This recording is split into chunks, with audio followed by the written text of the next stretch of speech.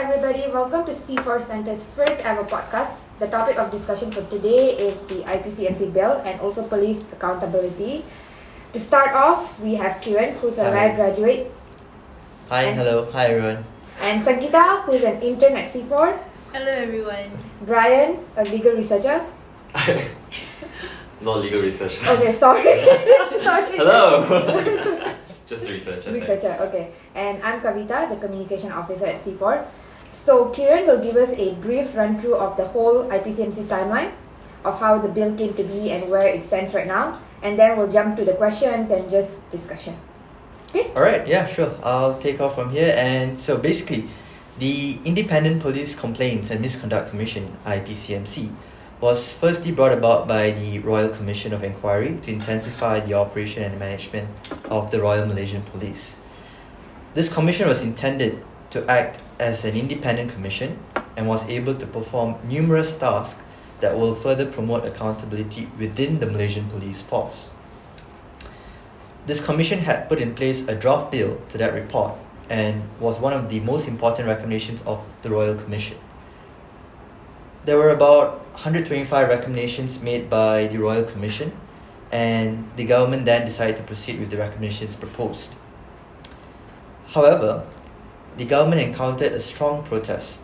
Subsequently, the Enforcement Agency Integrity Commission, EAIC, 2009 was formed. This commission has been present from 2009 till date that examines issues such as misconduct of officers, complaints against the police, and etc. etc. Following that, in July 2019, a draft bill was laid out in Parliament, today known as the IPCMC 2019 Bill. It was understood to be furnished with most of the required features. Later in October 2019, the bill was proposed with 24 amendments and was referred to the Parliamentary Special Select Committee for further examination, which further provided 12 more recommendations. However, the Pakatan Harapan government had delayed the planned December tabling of the revised bill, and the dream of enacting this bill further collapsed following the downfall of the coalition in February. And with that, in 2020, another bill came about, and the commission was renamed as the Independent Police Conduct Commission, IPCC. So that's a brief outline of how the bill came about. And so now, moving on. So Brian, what in various platforms you have, of course the recent Astro Awani, the interview that you have had, you have shown that you were not too happy with the IPCC bill. Yeah, I think that's an understatement.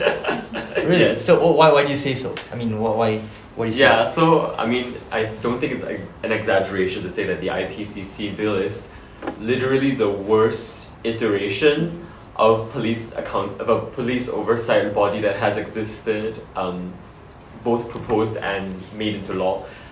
You gave sort of your little rundown just now with the EAIC and the proposed IPCMC and the current iteration of the IPCC, which is just the watered down IPCMC. So I'm going to read off the press statement so I don't make a mistake about what exactly the weaknesses of the IPCC are. Right, so one of the big things is that the IPCC greatly lacks independence. So similar to the police, the IPCC would also report to the Home Ministry. Former members of the police are allowed to join the IPCC, and the bill places the power to impose a penalty at the discretion of the Police Force Commission, which is not independent of the RMP. And this is also based on complete discretion. So there will arise cases where police can actually be found liable for committing a form of misconduct, but they can just simply choose not to penalize them. One of the other big weaknesses of the IPCC is that it has almost no investigatory powers as compared to the IPCMC. Its scope of investigations has been narrowed, with fewer forms of alleged police misconduct falling under its jurisdiction. The IPCC Act also allows any of the witnesses or persons of interest in an investigation of misconduct to refuse to answer questions during investigations. And the IPCC bill also empowers the witnesses' head of department to intervene with investigations by allowing these superiors to classify information as sensitive. If this seems confusing, so basically if you have a low-ranking police officer that is called to a witness as part of the investigation, their head of department can essentially step in and say that no, the information they're about to reveal is sensitive. So the witness basically doesn't have to testify at all, which basically makes the entire investigation worthless. So I think that about sums up why the IPCC bill is just so hated by most people in civil society and anybody who cares about police accountability. Right. I think just to add to Brian's point, right, a lot of misperception that goes around this whole issue is that IPCMC does not diminish the power of police. I think it's rather a step to improve the police image as well, their welfare and effectiveness, because when there's a body to oversight, in some way, they would function better as well, rather than being monitored internally within themselves. And that was basically the reason why the IPCMC was created in the first place, right? If I'm not mistaken, it's actually stated that is the main intention of the bill of the law, to improve the police integrity of the police and yes. to create trust within the public that the police can function well, and that this body would essentially make people trust the police more.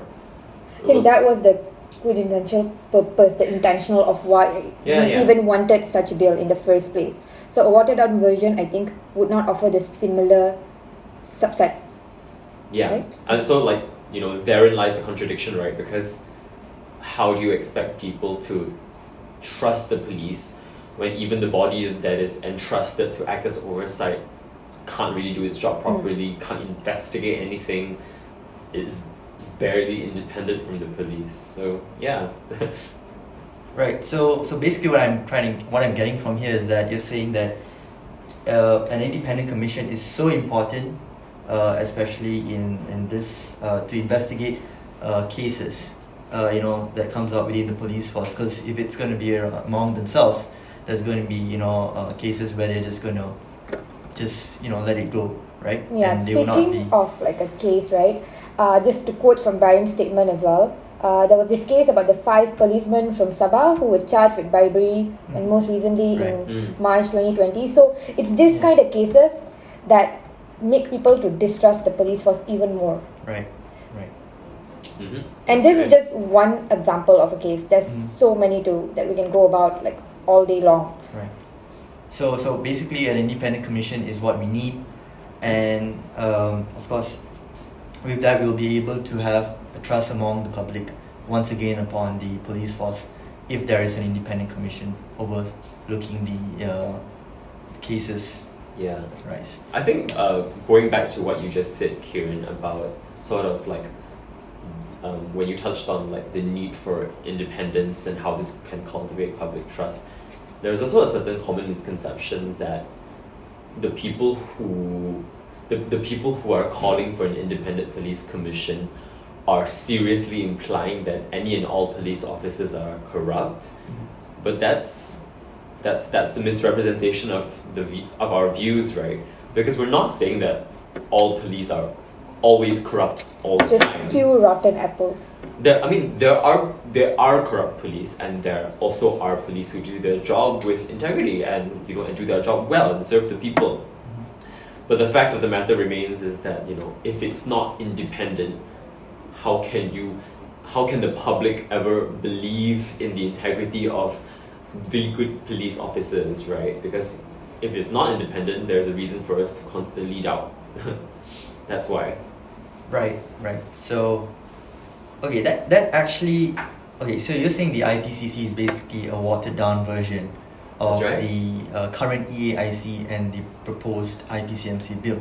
Yeah, and the EAIC itself was a watered down IPCMC as well. Right. Which didn't come to place, and then which never came to place. Yeah. So that brings me to the next part. So how is the IPCMC a much better equipped bill than the IPCC, in regards to upholding the accountability and transparency?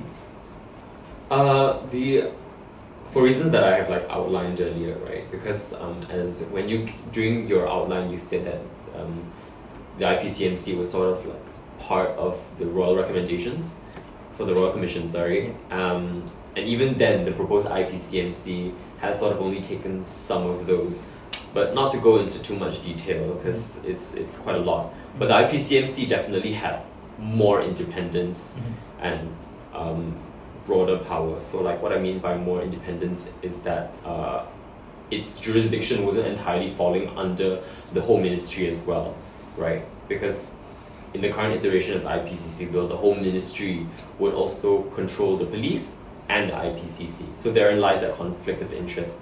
So this is just one of the examples as to how the IPCMC was stronger. The IPCMC also had more investigatory powers, and they could also bring some, they also had the power to actually enact disciplinary actions against police officers.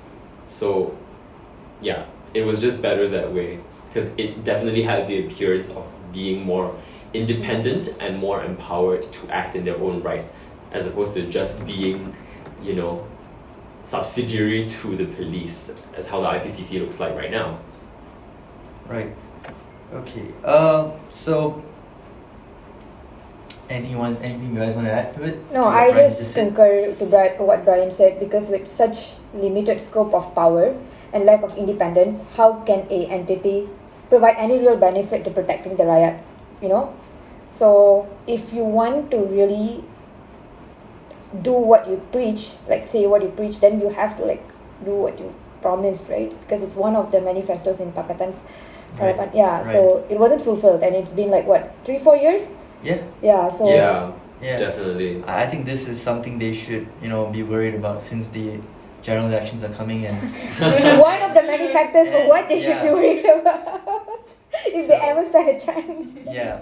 So right, just to add to what you guys have just said, I've actually came across this point that the current IPCC bill as well does not have, the power of the current EAIC is absent in the current IPCC bill as well, such as the power to summon witnesses, power to search without warrants. So all these powers are as well missing in the current IPCC bill. So if it is to be enacted, I think it's pointless. Like, it's a toothless bill. I mean, what is enacted? If what is If the enacted? IPCC is to go on Yeah, to be it's enacted. functionally non-existent. So Yeah. like, this is something I highlighted in one of the statements as well. Like, the AIC was bad enough, but at least the EIAC could actually carry out some of its investigatory powers. First, I pointed out that in the case of Dharmendran, I think his name was, who was killed by police officers, and his death was also covered up. So he died while in custody, and the EIC actually found a few police officers liable for this.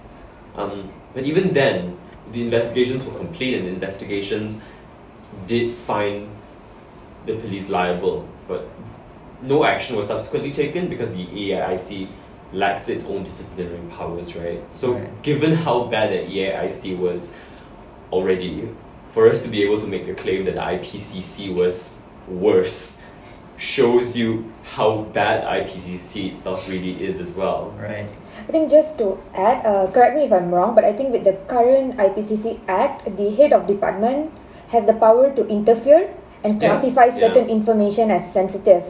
So I think that provision is enough to just Yeah. mock like the whole investigation process, right? Yeah. Puts it on like a whole halt Mm. to the whole thing. Right. So basically what we're getting off this is that if the IPCMC bill was to come in and replace the IPCC, will it further promote integrity and accountability within the police force? Do you guys believe so? Yeah, I believe so. I think with the implementation of the IPCMC, it is going to give the independent bodies more power to hold the specific corrupt police officers accountable for their actions, and this would go across like rank. So there is no like hierarchy for who you can hold accountable. Everyone falls under the same scope. So I think with that you would have less space for any sort of like, you know, the Interferences. interference, yeah. Right. Okay, I mean, yeah, you want to add anything to that? Yeah. No, I think that, there is definitely something to be said about the culture of corruption that runs deep within not just the police, not to single out the police at all, within, I think, within Malaysia itself, right? And I think there's there's often a sort of self-fulfilling prophecy when it comes to culture in Malaysia, because I think so many of us, and I think you can all agree with me when I say that so many people believe that corruption exists, and when it is treated like a norm, people stop caring less about trying to overcome it. But it's a self-fulfilling prophecy because before you even try to question this notion, you already agree that there is so much corruption. And because when more people agree that there is more corruption, they are more likely themselves to engage in corruption. Right. So then it becomes entrenched over and over again, right? Right.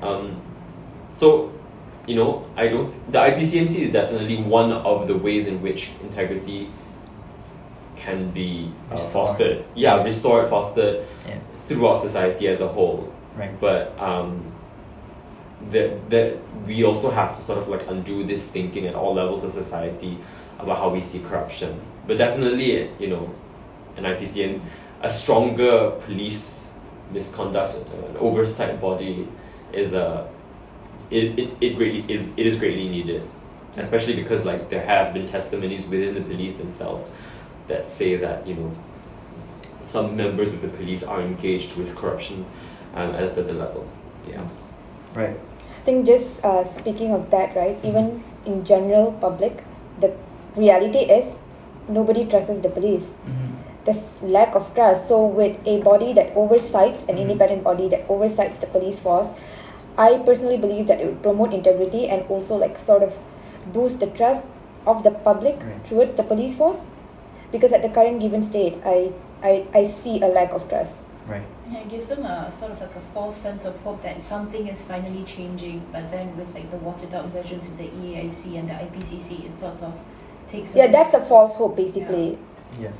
I think that, and I think that, thanks Sangeeta for pointing out this idea of false hope, right? Because the people who want the IPCC to go through, I'm not naming any names. We sort of think that the people who want the IPCC to go through think that an overly strong police oversight body is going to be harmful to the police, right? But I think that they fail to understand that because there is this sort of like false hope now cultivated by the existence of this bill, the fact that less people will be held accountable because of how weak the bill is, even though there is a bill in place, will actually cause the general public to lose even more trust, because they see that, no matter what happens, even when there is an IPCC bill, people still aren't, police officers who are corrupt still aren't being investigated, still aren't being held accountable.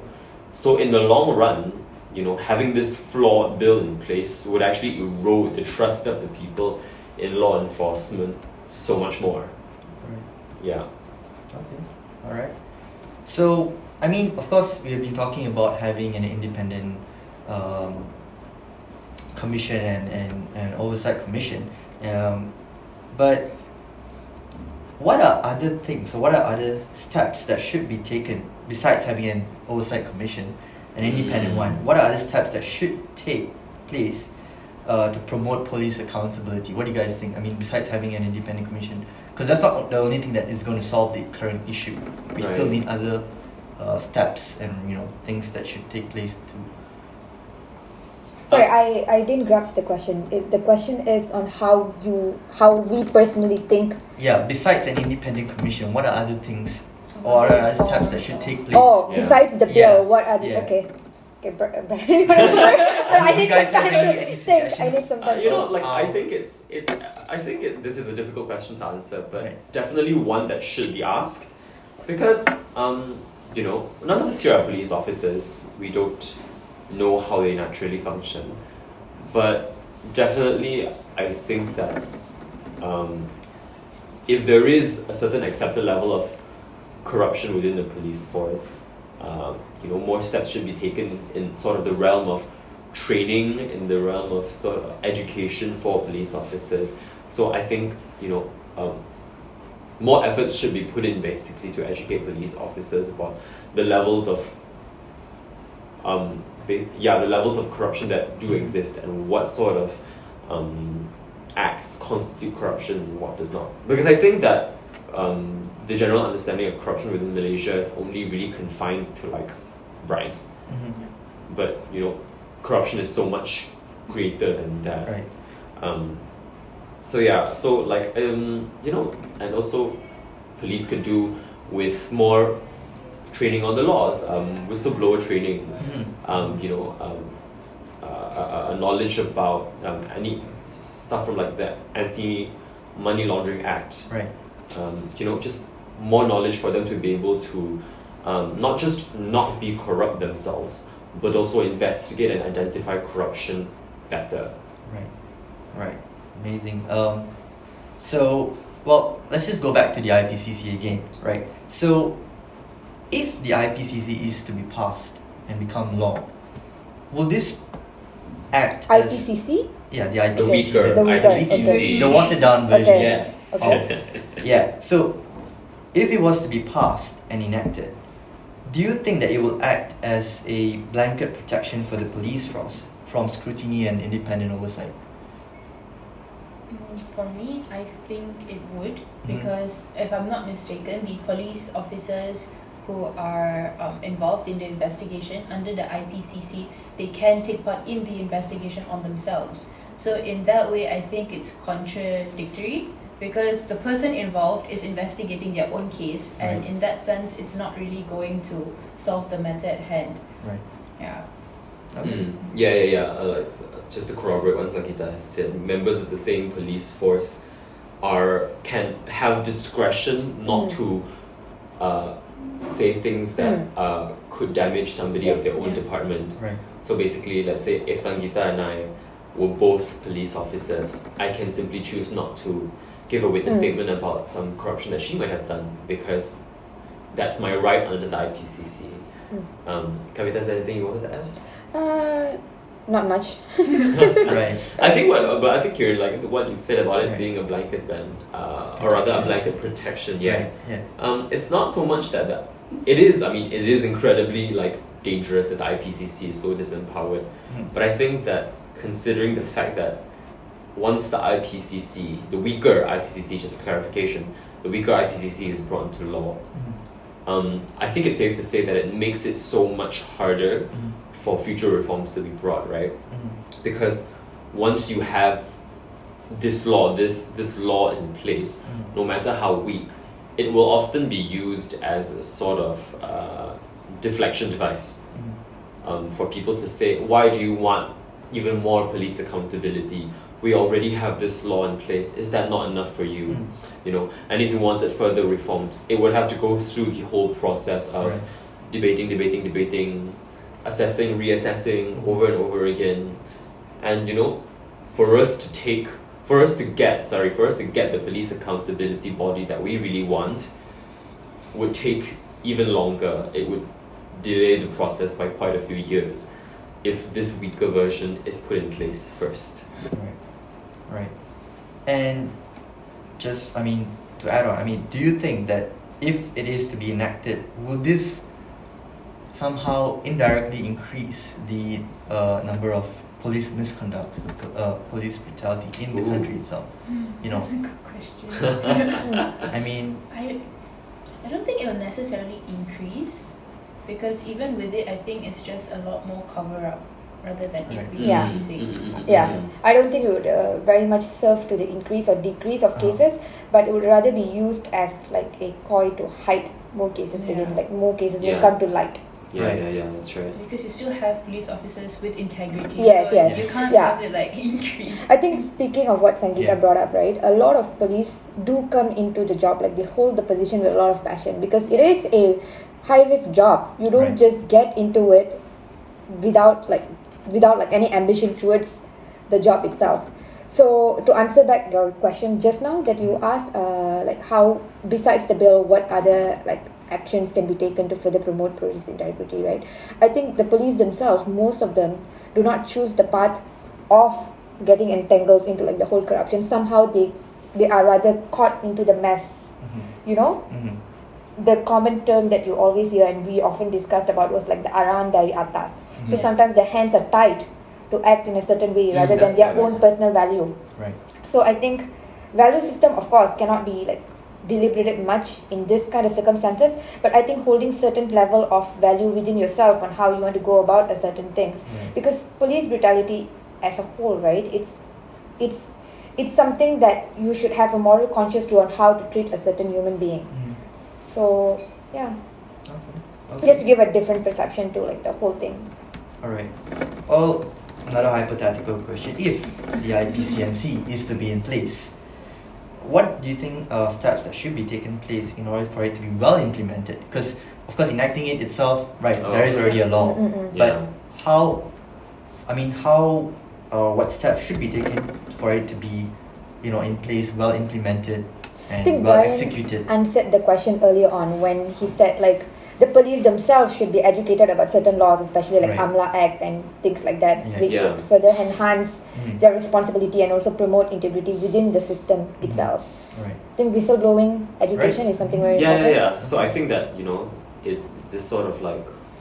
these sort of anti-corruption laws kind of work in tandem with a whole system that supports the fight against corruption from all sides.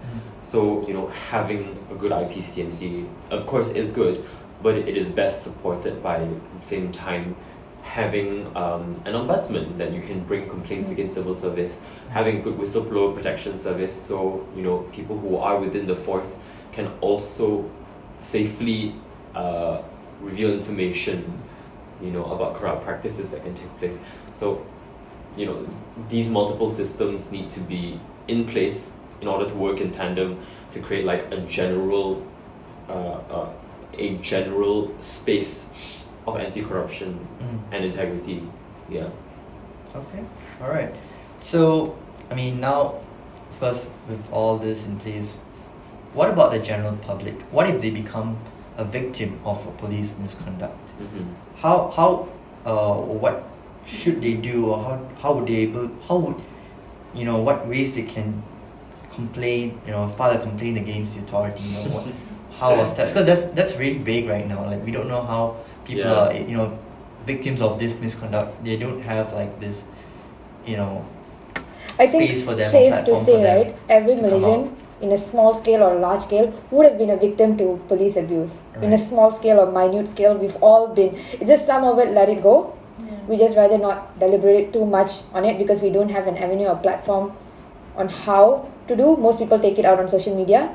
But apart from that, I think what you can do is file a complaint with the current system, right? Yeah, I guess that therein lies the problem, right? Yeah. Because Nothing's really Nothing more than just that, right? the standard procedure now is that you try to find the identification number of the police officer, or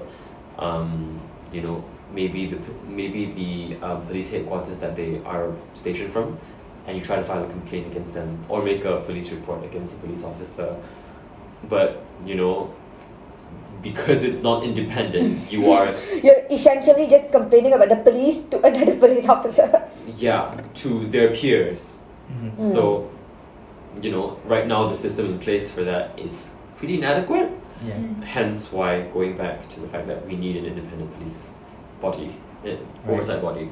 So I think what we've been getting from all these questions that's been asked is that we have been reiterating for the need of the IPCMC to be passed, because it promotes independence, accountability, and it builds trust among the public once again, upon the police force.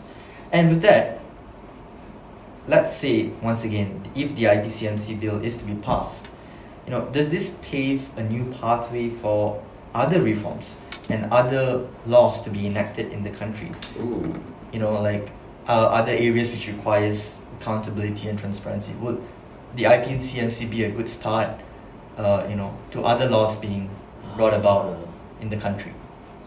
It would definitely be a stepping stone. Yeah. But that question is very hypothetical because you don't Yeah. know the current Yes. circumstances. So it really truly depends. But even the passing of IPCMC itself is a big milestone for Malaysia, I assume. So. Right. Yeah, I think for me, if it were to be implemented, I think it'd be a good foundation for the start of other laws and other reforms to take place, because it gives them a sort of structure of like what exactly is covered and how they can progress from that.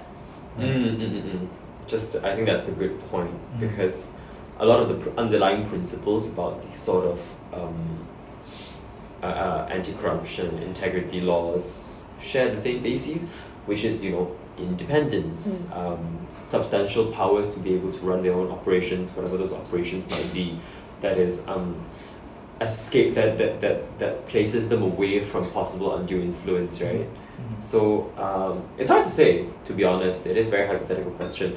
But I think that the IPCMC, because like you said earlier, Kiran, it's been the product of the Royal Commission that was so long ago, which means that there, up till now, almost 20 years on, there has been a lot of conversation about it. So in terms of just length of time, the IPCMC has had the most time to marinate in the minds of the public. So that would probably be a very good starting avenue in terms of presenting some reform laws. Right. Yeah. Right. Okay. So I guess what I'm getting from this whole session is that the IPCC bill is indeed a very watered down version of the proposed IPCMC bill and the current EAIC. So do you guys want to just conclude by saying anything for this session? I think at the end of it, right, Yeah. it comes back to like the saying of berani kerana benar.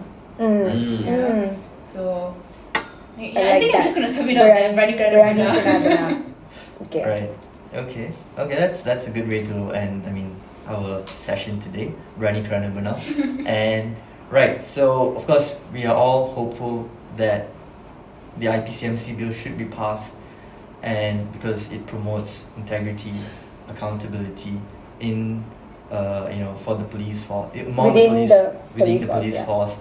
And yes, and I hope you all enjoyed today's session, and we'll hope I to hope be the back. people who are listening enjoyed the session Yes. as much Let as us we know did.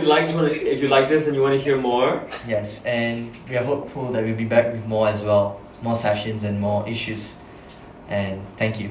Thank you, Thank you. Dylan. Bye. Bye.